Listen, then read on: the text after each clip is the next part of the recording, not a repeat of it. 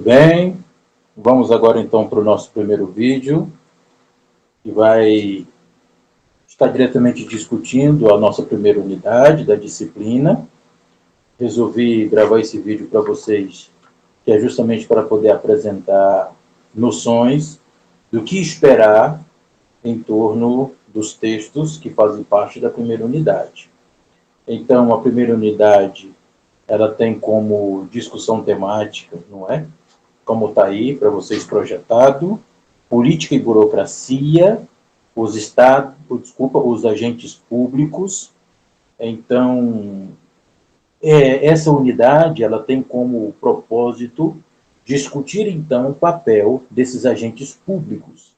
E aí, para poder falar dos agentes públicos, nós vamos transitar em meio aí à discussão da natureza do Estado, vamos pensar a questão do empresariado político, ou do Estado empresarial, vamos discutir também um pouquinho acerca dos políticos profissionais, e vamos enxergar também, claro, que eu acho que é importante para nós, pensarmos a função e o papel do servidor público no interior do Estado e a sua relação com os agentes ou como agentes públicos, que tem relação também com os sujeitos políticos ou os agentes políticos. Bom, o que eu preciso dizer de antemão para vocês é o seguinte: o texto 1, vocês podem prestar atenção que esse texto 1 ele faz parte da primeira unidade, ele faz parte da segunda e ele faz parte da terceira. A única diferença é os interlocutores que nós vamos estabelecer para dialogar com esse texto 1. Então, vamos pensar da seguinte forma: para poder representar ou para dialogar acerca do que nós consideramos como democracia, sobre o que nós consideramos acerca do presidencialismo, nós vamos tomar como objeto de discussão a nossa realidade brasileira. Então, toda a ementa da disciplina vai estar ligada e vinculada à realidade brasileira para discutir essas questões ligadas ao Estado, né? O Estado democrático, o Estado de direito, a relação do Estado com a sociedade civil, a questão da democracia na atualidade e como que o Brasil está respirando esse momento. Então, nesse quesito, eu peguei esse texto 1, ele vai ser o texto que representa essa discussão atual da política ou do cenário político-democrático que nós respiramos atualmente no Brasil. Então, a partir dos outros autores, dos outros textos, nós vamos tentar interpretar esse texto 1. Ou seja, ele vai ser o nosso objeto de discussão. Então, nas 3 unidades, ele estará presente. Mas, claro, a cada momento nós vamos apropriar, nós vamos discutir elementos diferentes, porque as nossas referências teóricas vão se alterando. No caso específico dessa primeira unidade, vocês já perceberam, já devem ter percebido, né, que além desse texto 1, que é de autoria, né, do Bruno Bolognese, do Adriano Codato e da Carolina Matos Roeder, que chama-se, ou que está intitulado, né, A Nova Direita Brasileira, uma análise da dinâmica partidária e eleitoral no campo conservador. Então, esse sendo o primeiro texto, nós vamos dialogar com ele a partir do próprio Pierre Bourdieu, que é o texto 2, não é? Que é um curso que ele ministrou em 15 de fevereiro de 1990, que foi traduzido para o português com o título Sobre o Estado, né? Cursos no Collège de France, 1989-1992, foi publicado, né, essa versão que eu estou aqui pela Companhia das Letras, 2014, e também nós teremos um texto de um intelectual clássico, onde ele aparece tanto no Pierre Bourdieu, quanto no Johann Habermas, que é o próprio Max Weber. Então, qual foi o texto do Weber que eu escolhi para vocês? É Ciência e Política, Duas Vocações. Nessa unidade 1, nós vamos dar atenção para a política como vocação.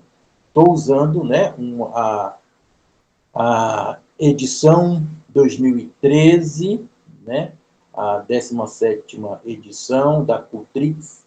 Então, o que eu posso dizer para vocês? Vamos dar algumas palhinhas iniciais, ok? Então, no texto 1, o que nós vamos pensar? Nós vamos pensar um conceito ou uma ideia que esse texto está trazendo, que ele está raciocinando essencialmente no Brasil, a partir de uma quantificação de dados eleitorais, de 98 a 2014. Então, a periodicidade, então, é de 98 a 2014. Ele está querendo trabalhar com uma ideia chamada nova direita. Então, como a nova direita, ela tem uma aspiração, um crescimento no cenário brasileiro neste período. E, claro, nós estamos em 2021, nós já conseguimos entender com mais clareza no nosso cotidiano, no nosso tato, no dia a dia, como é que nós estamos respirando essa direita na hegemonia do poder, ou como a direita representativa da presidência da República. Então, veja, o texto 1, ele está mexendo com uma discussão espinhosa, difícil, delicada, porque ela tenta mostrar elementos que mostram essa aspiração, essa ascensão da direita no Brasil, ou da nova direita, que vai fazer a distinção entre nova direita e direita tradicional, assim como ele vai colocar uma discussão muito importante, que eu acho que vocês precisam levar em consideração, que é a relação com o centro. Então, nós temos um centro-esquerda, de uma esquerda moderada, assim como nós temos uma nova direita esquerdizada, se assim eu posso dizer, porque ele vai se apropriar, ou essa nova direita se apropria, de elementos que são, em tese, pertencentes à esquerda. Como essa movimentação se dá no interior do cenário político, partidário, eleitoral, parlamentar brasileiro? Bem, então esse é o texto 1. Ora, deixando o texto 1, então, para que vocês possam aprofundar a discussão, e daqui a pouco dou mais detalhes, né, em relação ao texto 1, no texto 2, nós precisamos entender que Pierre Bourdieu, um cientista social, que discutiu as instituições, e aí ele é muito conhecido quando se trata da questão da educação, mas nesse texto em especial, ou nesse curso em especial, ele está tentando apresentar para nós a discussão relacionada à natureza do Estado.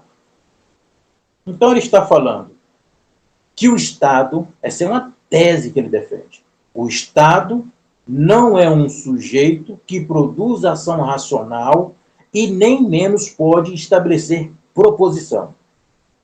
Mas vocês precisam entender no interior do texto por que ele faz esse tipo de afirmação. Bem, então, nós temos que pensar internamente a essa questão do Estado, a essa natureza do Estado, o seu fator genético. Que aí nós vamos pensar os agentes públicos e a oficialização do Estado e dos próprios bens públicos. No texto 3, já saltando para o texto 3, o que esperar desse texto 3?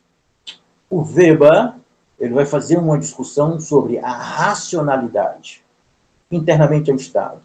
E o importante, que vocês precisam entender, é que o Weber ele vai discutindo por uma linha na qual o Bourdieu não é simpático, no sentido de que Bourdieu ele vai colocar em tensão teoria e prática, ele vai ser, segundo ele, um autor interessado nas práticas políticas, e o Weber vai pensar a questão da teorização do político. Então, como um defensor do tipo ideal, Weber também vai pensar um tipo ideal do político. Isso é interessante pensar, não é? Então, no texto do Weber, nós vamos pensar, ou nós vamos entender, ou vocês podem apreender os elementos da relação política partidarizada, do Estado empresarial, os políticos profissionais, os militantes, os servidores públicos de carreira. Acho que esses elementos são importantes. E não podemos esquecer que Weber é muito conhecido com uma obra, além de Economia e Sociedade, tem uma outra obra dele que é Ética Protestante e o Espírito do Capitalismo. E que aqui dentro desse texto, quando fala da política como vocação, entra esse elemento religioso, mas na parte final do texto. É interessante também a gente pensar. Agora eu vou tirar essa imagenzinha, né, de projeção e vou começar a discutir com vocês. Só um instante.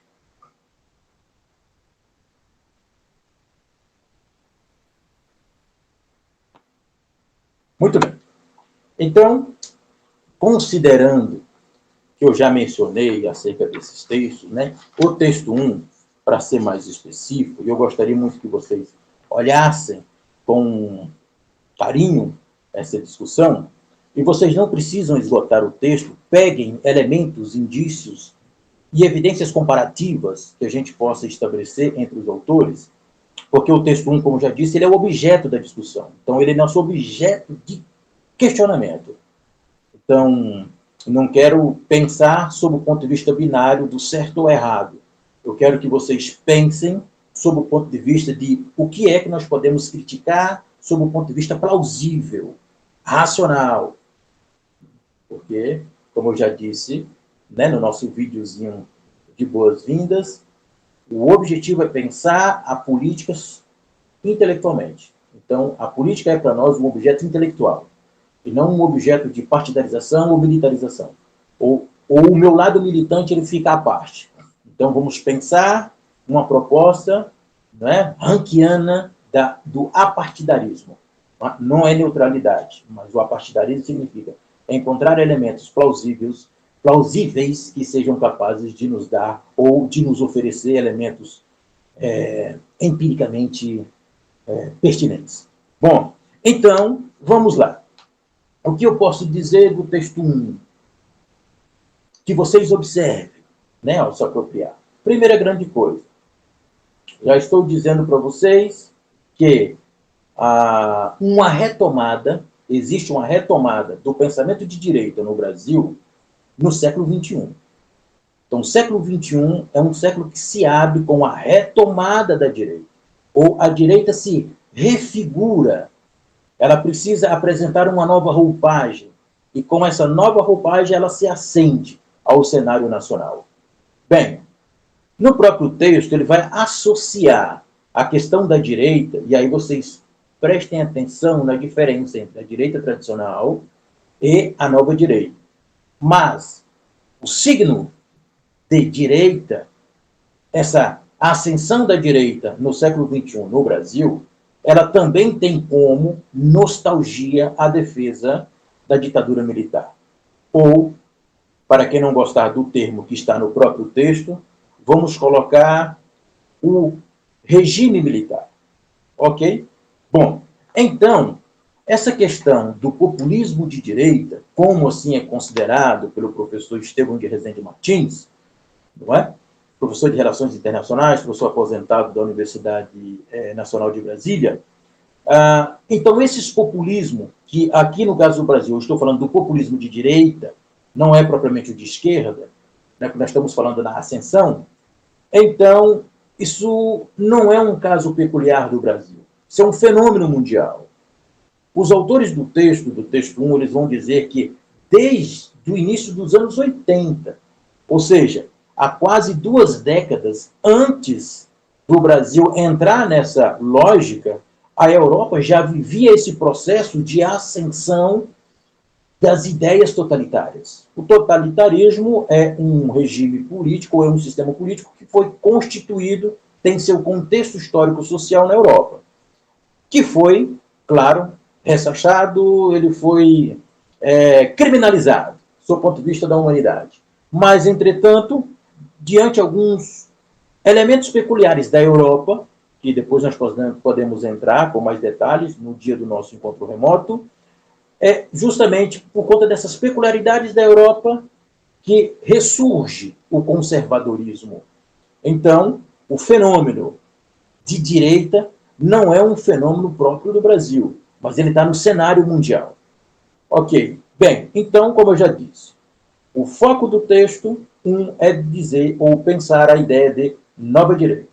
Capte essa mensagem, observe como é que eles trabalham com gráficos, como é que eles trabalham com a quantificação e quais são as hipóteses que sustentam esse texto, para dizer o que foi dito, certo? Bem, então, o que eu posso antecipar em relação a essa nova direita é: 1. Precisamos pensar a representação democrática cidadã. 2. Papel do Estado, ou qual é o nível de intervenção que o Estado precisa produzir. 3. Coligações partidárias. E 4. A presença de novas lideranças, ou novos representantes da sociedade, o que inclui os líderes religiosos. Então, lideranças religiosas, assim como legendas partidárias que foram criadas a partir de denominações religiosas, elas vêm para dentro do cenário do Estado brasileiro.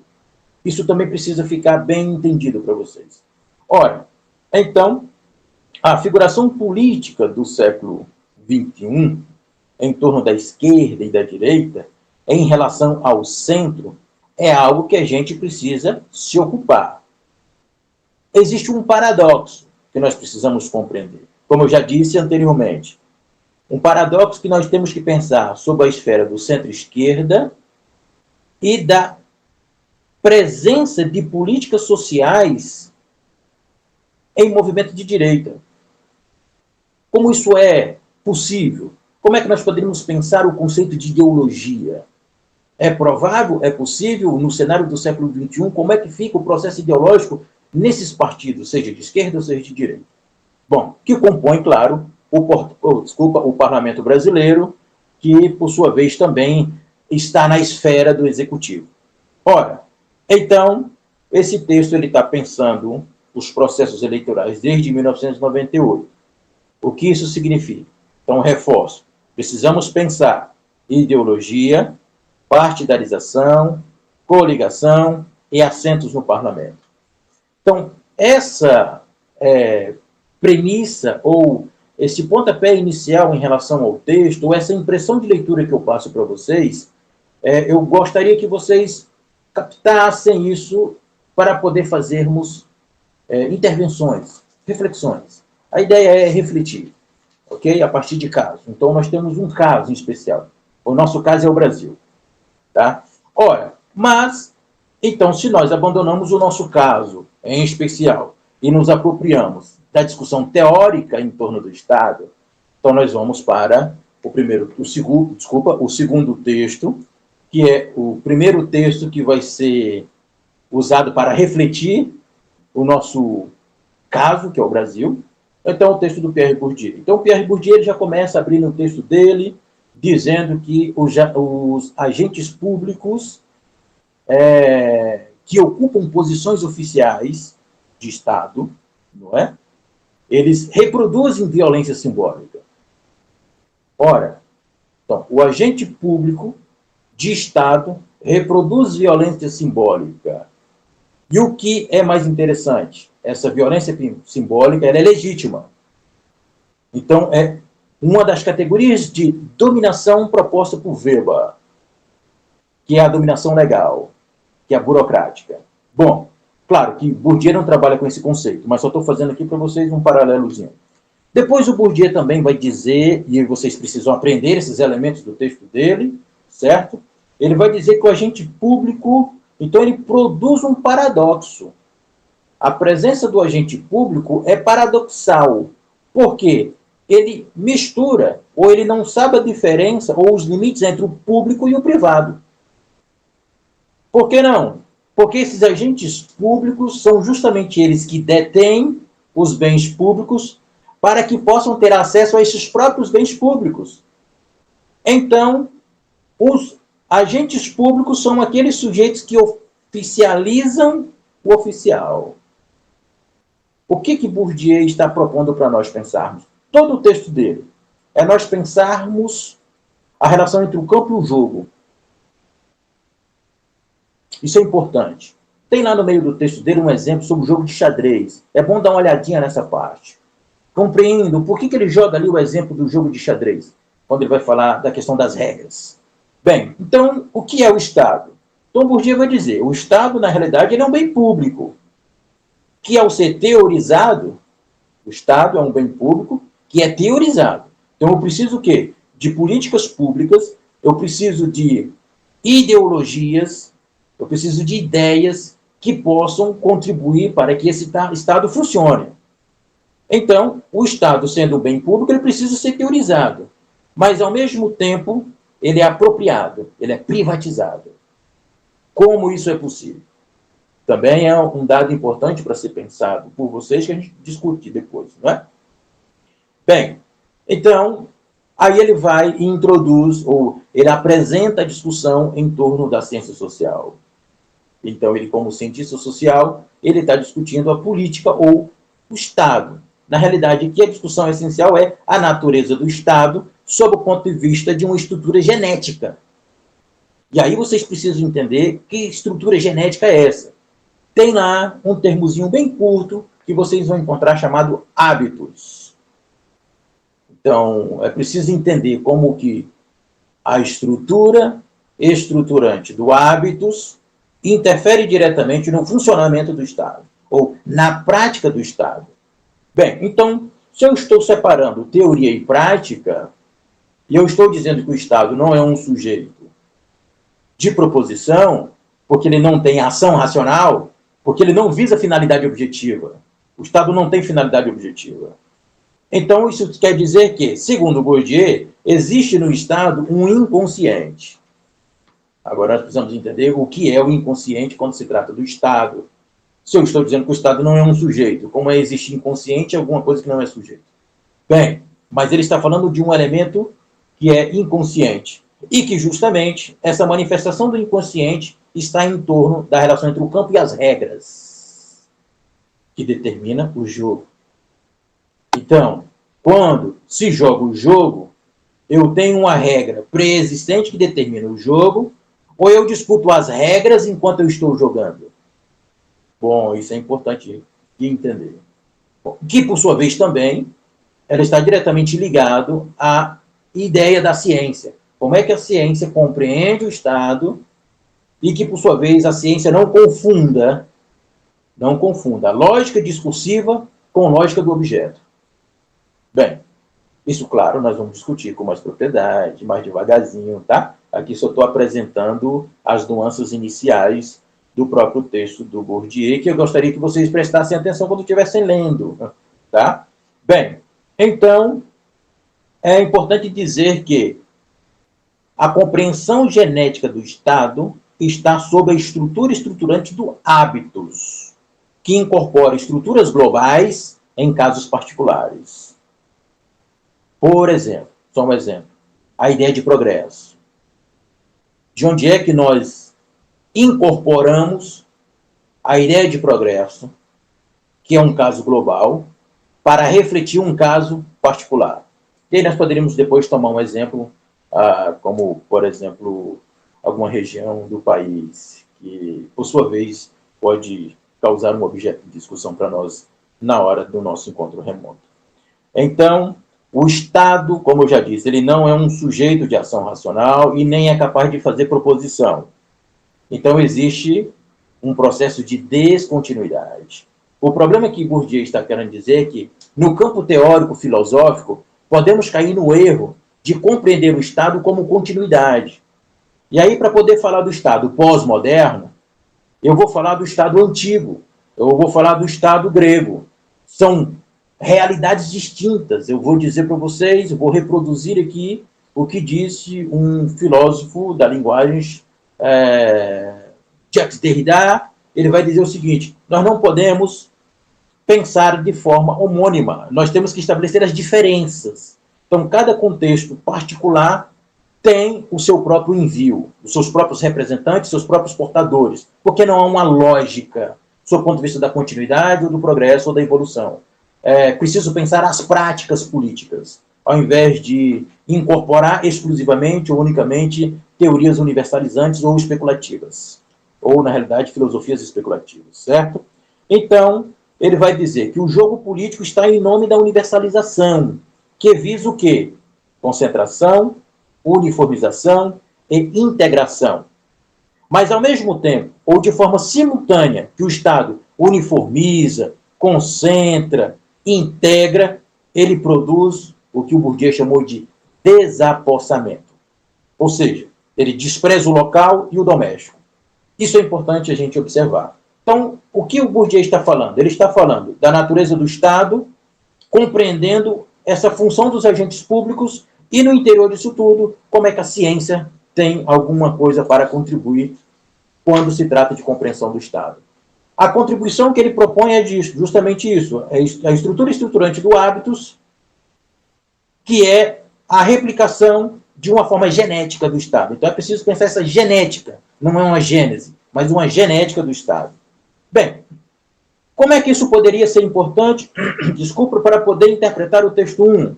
Bom, essa é uma grande dúvida, que quando você ler esse texto do Bourdieu, já pode fazer suas anotaçõezinhas aí. Como aplicar essa discussão de Bourdieu para compreender o texto 1? Ok? Quando se trata da relação entre política e sociedade, que é o nosso grande objeto, na verdade é o nosso grande tema, né, o título apresentador da nossa disciplina. No caso do Weber, aí o Weber ele já é um teórico com uma diferença, porque o Weber trabalha com tipo ideal, não podemos negar isso do Weber. Bourdieu até critica, questiona, sob o ponto de vista da ação racional, mas Weber vai dizer que é preciso pensar um tipo ideal de político. E que tipo ideal é esse? Apesar de que, na prática, há outros elementos. Então, o Weber ele vai tratar isso para nós. Ele vai dizer que existem duas maneiras de fazer política. Ele já começa dizendo assim, não é? Há duas maneiras de fazer política. Primeiro, viver da política. Segundo, viver para a política. Então, a preposição da e para significa que tem uma diferença de finalidades, tem uma diferença de comportamento. Ou nós temos uma diferenciação da experiência política, do campo político. Ora, então, ele vai dizer, ainda que nós possamos pensar a política, no seu estrito senso, nós não conseguimos, não é possível que nós consigamos fazer uma separação entre a política e o econômico. Ora, então ele vai nos dizer que o econômico ele tem um poder decisório. Que poder decisório é esse? É porque o fator econômico ele estabelece a possibilidade de compreendermos uma figuração profissional da política, assim como estabelecer a sua face empresarial. Com isso, nós temos que entender que agentes políticos não precisam necessariamente estar no poder executivo ou no parlamento para exercer influência no Estado. Porque o Estado tem essa conotação empresarial e tem essa conotação de profissionalização. Porque existem sujeitos que vivem da política.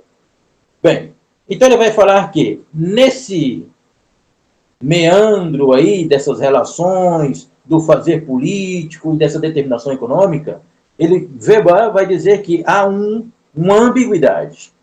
E como é que essa ambiguidade se dá? Então, a ambiguidade entre viver da política e para a política constitui o profissional que se beneficia ou se torna funcionário. Aqui ele já inclui para nós que o profissional da política não é o servidor público. Porque o servidor público ele tem uma característica muito própria diante do Estado. E aí nós precisamos observar que característica é essa. Já posso adiantar que a característica do servidor público no Estado é uma característica técnica. Não é a profissionalização da qual o Weber está dizendo do sujeito que vive da política. Porque o sujeito que vive para a política, ele tem uma causa, ele tem um comprometimento, ele tem uma paixão, ele tem uma finalidade a alcançar. E aí você inclui aqui agora a ação racional. Então eu trago para o exercício do Estado um agente consciente. Bem, que em Bourdieu pode ser questionado. Ok? Bem, então pela ambiguidade, o político pode ser empreendedor sem salário decorrente da sua influência política. Temos um caso emblemático que aconteceu esses dias, né, no cenário brasileiro, que dá para a gente entender como essa questão do empresariado está no meio da política, porque existe uma questão de poder. É uma questão muito mais forte do que propriamente o dinheiro, mas é o poder, que tem relação com o capital. Ora, então, viver da política pode causar corrupção, e o servidor público, como agente de técnica, fiscaliza o agente público político, pois viver da política pressupõe fatiamento do público. Ou seja, existe uma relação entre militância e partidarização. Essa militância e partidarização muda todo o cenário. Por quê? Porque o político profissional também é o político partidarizado. E aí o Weber coloca algo, acho, extremamente importante para a gente pensar, é o papel do jurista e do advogado no interior do Estado. Ele vai dizer que esses profissionais liberais, eles têm uma qualidade única, que é, eles podem dedicar bastante tempo para as coisas do Estado. Isso é um benefício, é um ganho. Entretanto, enquanto advogados, esses sujeitos estão para defender o seu cliente, independentemente de fatores negativos ou positivos. O que importa é a defesa do cliente. Então, existe essa relação ambígua e paradoxal quanto à presença de juristas e advogados, que na sua grande maioria estão no executivo. Ok? Bem, então, a função do servidor público, olha o que Weber diz, a função do servidor público é estranha à função do político. Enquanto o servidor público é técnico, o político é demagogo, porque ele vive da dispersão discursiva. Bem, então, o Estado se divide em duas categorias, as de carreira e os políticos. A categoria de carreira, ela é irremovível, porque existe o concurso público, é estatutário, garantido por lei, plano de carreira, ascensão, até a aposentadoria. Progressão horizontal e vertical. No caso do político, não. Eles estão permanentemente colocados para a disposição. Não significa que vai ser apropriado, mas está para a disposição. No texto 1, vocês vão ver os gráficos, que são as candidaturas, as expectativas de cadeiras e os assentos conquistados. Então, não é uma garantia. Existe uma relação probatória que precisa ser considerada. Bem, então, os políticos profissionais, como já disse, né, na maioria são juristas, advogados, que pertencem ao executivo. Então, eles são os responsáveis, segundo Weber, eles são os responsáveis pela preservação e instalação da democracia, assim como por fusão de partidos, por interesses dos agentes partidários. Então, essa questão da profissionalização e da partidarização é interessante, é intrigante dentro do texto do próprio Weber. Então, a relação empresarial do Estado em sua partidarização é motivada pelo recrutamento público e conquista do mercado eleitoral. Então, veja, a noção empresarial, o fator determinante econômico para poder pensar a questão do Estado, precisa ser considerado que o eleitor é uma fatia de mercado, que precisa ser o quê? Conquistado, recrutado, porque ele é fatiado nas relações partidárias. Isso é importante. Pensem bastante nessa parte do texto do Weber. Bem, então os profissionais da política são militantes partidários que independem do parlamento, pois seu poder é financeiro, ele é individual, ele é empresarial, tem muito interesse nos bens públicos do Estado. Então, esses agentes, eles definem o que é oficial do oficial para que possam apropriar desses bens públicos, partilhar entre eles. Então, está aí porque o Bourdieu chamou que, disse que, na realidade, né, nessa relação empresarial, nessa relação profissionalizante da política, existem aqueles que se apropriam e aqueles que são desapossados. Bem, então, veja, Weber descreve o homem político ideal sob a aspiração da paixão, possui uma causa a defender e se move pelo sentimento de responsabilização ética. Por outro lado, o demagogo não é aquele profissional, não é aquele de causa, não é aquele homem apaixonado. Quem é esse demagogo? Ele vive da necessidade de uma impressão pessoal.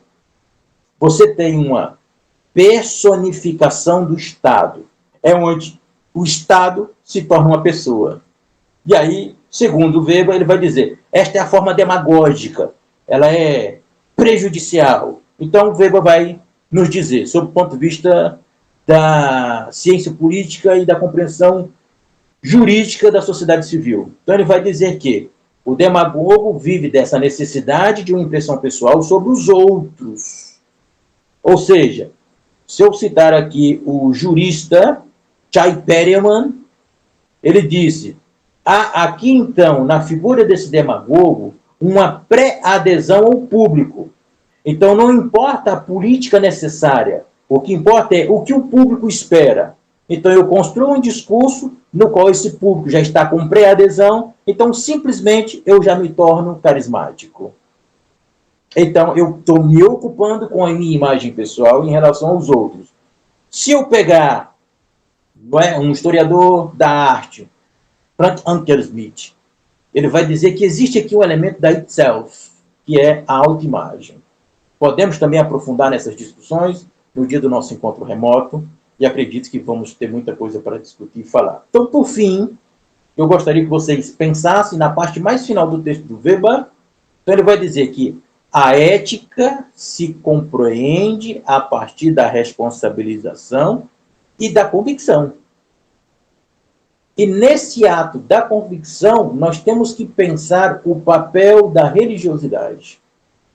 Então, Weber faz essa discussão inteira para poder falar exclusivamente, ele está exclusivamente ocupado-se com os agentes públicos, com os sujeitos de Estado, com esses sujeitos que se profissionalizam, com esses sujeitos que vivem da política, com esses sujeitos que vivem para a política, porque tem causa, tem paixão, sentimentos, assim como aqueles sujeitos que são assalariados de carreira, que têm uma função técnica dentro do Estado. Como esse texto do Weber me ajuda a ler o primeiro texto? Então, nesse sentido, eu gostaria que vocês ficassem pensando, meditem bastante, ok? E eu gostaria muito de encontrá-los no dia da nossa aula remota, que eu espero que aconteça agora no dia 24, sexta-feira, para a gente fazer os debates e as discussões às 19 horas, ok? Até mais e nos encontramos na sexta-feira. Boa leitura a todos e boa preparação. Tchau, tchau.